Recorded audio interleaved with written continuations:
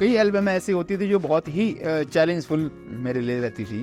खासकर जो नेगी जी की एल्बम है वो तो बहुत ही मतलब मैं आपको ये बताऊं कि नेगी जी का एक गाना फिल्माना मतलब एक फिल्म बनाना, ये जितना काम होता था।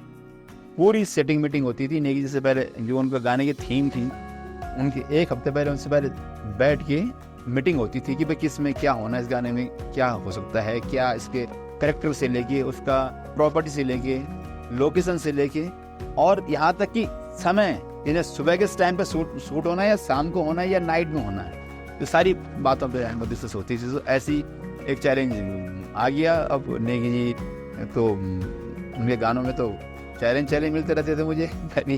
फिलहाल जैसे भी करके जो अपनी मेरी जो जितने हुनर था वो उसके रहा। अब आप लोगों को जैसे लगा होगा तो, लेकिन चैलेंज जो मुझे मिला वो मिला नौछमी नारायण। जब एल्बम आई तो लोगों के जो गाना जब मार्केट में आया तो हर जगह वही गाना सुनाई दे, लोगों की पूरे चर्चाओं का बाजार गर्म हो गया। तो कई इसमें ऐसी बातें आई, क्या होगा कैसे होगा ये होगा। कई लोगों ने उसको जो उस टाइम के मुख्यमंत्री से उनसे जोड़ दिया, किसी ने बोला नहीं ये कृष्ण भगवान से है, किसी ने कुछ जो जिसकी जो थी सबने रखा दो। लेकिन अब सूट की बारी है तो सूट में क्या होगा वो चैलेंज मेरे लेता। मैं क्या करता रहा कि लोगों की व्यू लेता रहा कि लोग क्या चाह रहे हैं। लोग ये तो समझ गए फाइनली कि ये जो गाना है ये इस टाइम पे जो सीएम है एनडी तिवारी जी, स्वर्गीय एनडी तिवारी जी, ये उनकी छवि इसमें कुछ गाने में प्रतीत हो रही है। अब ये था मैं उसको अलग विधा में लिया था तो फिर गलती मेरी थी। लोग ये बोलते कि भाई नहीं ये तो अलग ही विधा में गाना जा रहा है। तो बहुत देख करते करते अब होगा कैसे सूट, सबसे बड़ी बात तो चैलेंज ये था। उसके लिए पहले तो ये कैरेक्टर चाहिए था मुझे जो उनसे डुप्लीकेट जो मिलता जुलता चेहरा नजर आए। तो काफ़ी तलाश के बाद में चंबा में एक चेहरा ऐसा नजर आया भीड़ के बीच में। मैंने कहा चेहरा परफेक्ट है। मैंने जाके बात की, मैंने कहा एक्टिंग में आपका रुझान, बोले जी रुझान तो नहीं। मैंने कहा आपने खाली खड़े होना, बाकी हम आपको बता दें क्या करना है। तो वो राजी हो गई। मैंने नेगी जी गाना होने, अरे भाई मेरे तो अहो भाग गया, क्या बात करो, बैठे बैठाए तो मुझे काम मिल गया घर में, तो उनको बुलाया गया। अब आइडिया आई तो ऐसे ऐसे कैरेक्टर जोड़ता रहा मैं कैरेक्टर को पहले मैंने लिस्ट बनाई कि कौन कौन से कैरेक्टर उनके आसपास हैं, क्योंकि सबका अब नाम लेना भी संभव नहीं। लेकिन अब कुछ आइडिया जो गाने के हिसाब से था वो सारे वो लिस्ट बनाना शुरू कर दिया।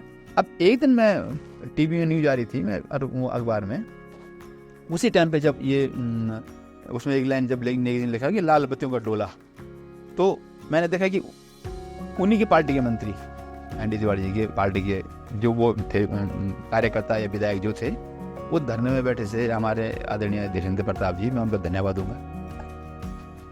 तो धीरेन्द्र प्रताप जी ने अपने सर में बत्ती बांध के धरने में बैठ के जरूर में वो आइडिया मुझे क्लिक हो गया। मैंने कहा ये आइडिया बहुत अच्छा है। अब इसमें तो मैं ये नहीं पूछता क्योंकि यही पब्लिक चाह रही है और उसको काफ़ी हुआ है। तो वो आइडिया मुझे वहाँ से मिला बत्ती वाला कि सर में बत्ती बांधनी है और ये करके ये चलेंगे। फिर बात आई सीएम आवास की कि सीएम आवास कहाँ बनाया जाए, क्योंकि सरकार उनकी है, काम हम कर रहे हैं। शूट इसने देहरादून में होना था क्योंकि यहाँ इतने बड़े बैंगलोर मिल नहीं सकते हमें, देहरादून शूट होना था। कई जगह मैंने फिर बात की, 2 दिन होटल थे वहीं पे सचिवालय के सामने भी एक होटल है, नाम नहीं लूँगा, बाकी आप समझ आना देख के।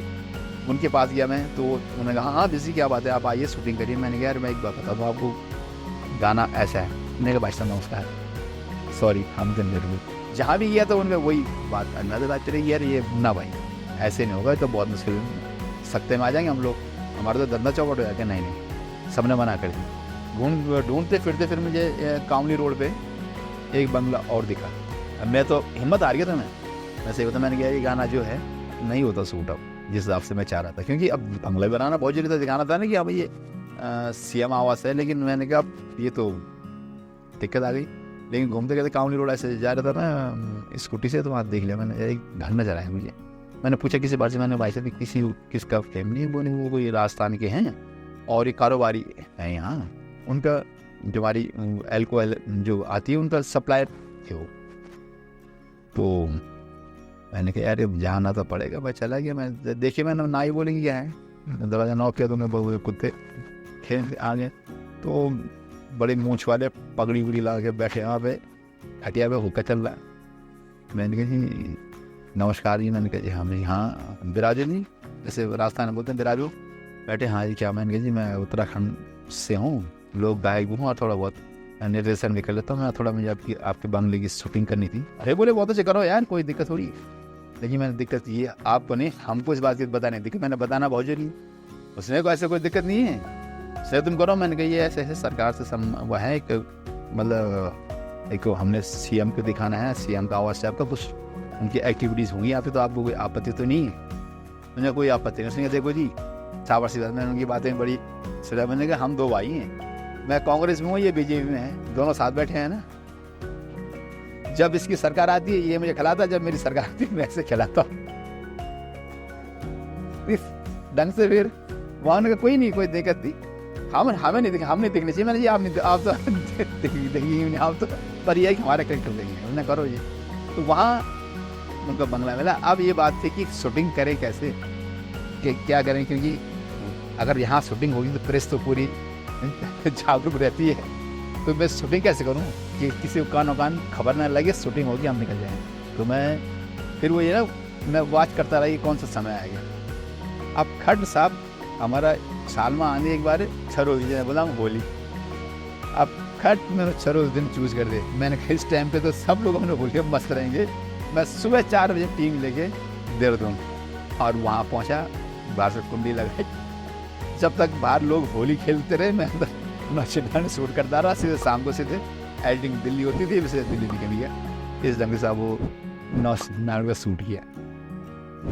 जब 9 आ गया मार्केट में, तो कई उसके बाद मार्केट में इतना घबला हो गया कि लोगों ने, जो पार्टी के लोग थे, जो कार्यकर्ता थे, जो उनके प्यारे थे, मतलब जो खास करके कार्यकर्ता सभी नहीं बोलूँगा मैं, लेकिन जो उनके खास थे, उन्होंने सीडी जलानी शुरू कर दी, नेगी जी के पुतले फूकने शुरू कर दिए।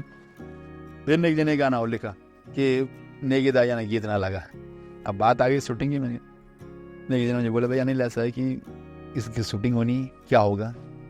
तो सरकारी कर्मचारी भी है, अब देख ले कोई नौकरी की बात ना आए। चलो 999 तो एक बार निकल गया, लेकिन अब वाला खड़ा हो गया। क्योंकि उस टाइम पे क्या हो गया था कि हमें प्रोग्राम मिलने बंद हो गए थे।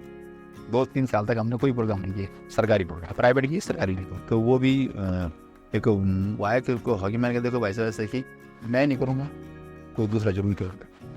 भाई कंपनी ने करवाना है, आपने करवाना है, कोई नहीं करेगा।